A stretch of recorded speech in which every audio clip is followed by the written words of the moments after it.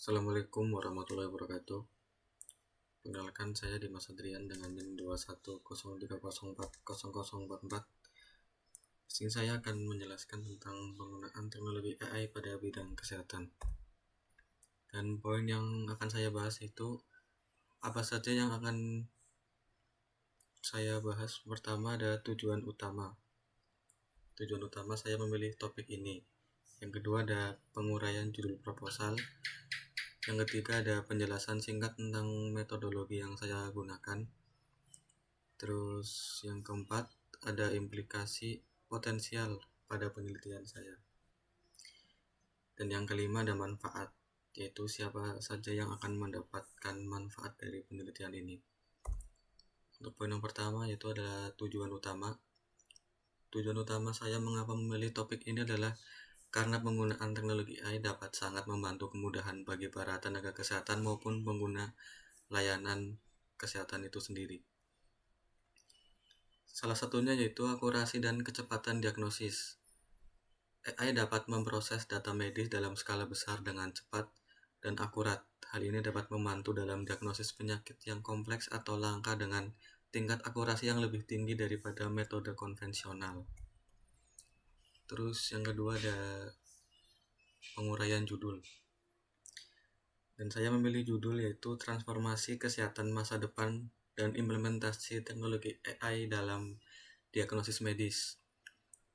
Penguraian judulnya adalah Transformasi kesehatan masa depan didorong oleh teknologi AI yang memiliki potensi untuk merevolusi cara kita mendiagnosis, mengobati, dan mencegah penyakit. AI dapat membantu kita mencapai diagnosis yang lebih akurat dan cepat, pengobatan yang dipersonalisasi, pencegahan penyakit yang lebih baik, dan peningkatan aksesibilitas layanan kesehatan. Meskipun ada tantangan yang perlu diatasi, AI memiliki potensi untuk secara signifikan meningkatkan kesehatan manusia di masa depan. Terus ada penjelasan metodologi yang saya gunakan pada penelitian ini yaitu studi eksperimental. Studi eksperimental adalah metode penelitian yang bertujuan untuk menguji hubungan sebab akibat antara dua variabel. Dalam konteks penelitian AI dalam diagnosis medis, studi eksperimental dapat digunakan untuk mengevaluasi akurasi dan efektivitas model AI dalam mendiagnosis penyakit.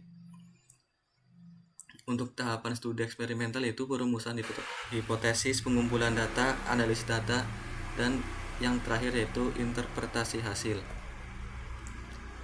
Terus implikasi potensial pada penelitian ini. Yang pertama ada meningkatkan akurasi diagnosis. AI dapat menganalisis data medis dengan lebih cepat dan akurat daripada manusia yang dapat membantu dokter mendiagnosis penyakit dengan lebih cepat dan dengan lebih sedikit kesalahan. Terus membuat diagnosis yang lebih personal. AI dapat digunakan untuk menganalisis data pasien individu untuk mengembangkan rencana perawatan yang dipersonalisasi. Terus ada meningkatkan efisiensi diagnosis. AI dapat mengotomatisasi tugas-tugas diagnosis yang berulang, membebaskan waktu dokter untuk fokus pada pasien mereka. Yang terakhir ada mempercepat penemuan obat baru. AI dapat digunakan untuk menganalisis data penelitian obat dan mengidentifikasi kandidat obat baru yang potensial. Lalu ada manfaat.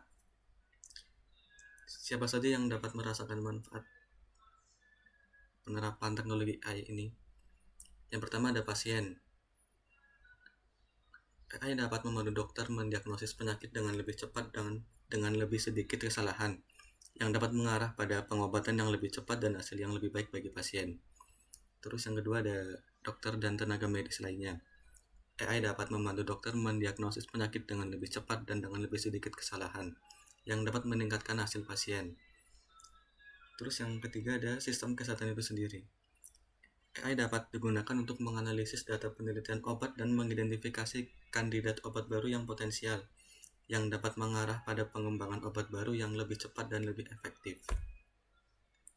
Kesimpulan pada presentasi kali ini yaitu dengan penelitian dan pengembangan yang berkelanjutan, AI dapat membantu membuat diagnosis medis lebih akurat, efisien, dan mudah diakses.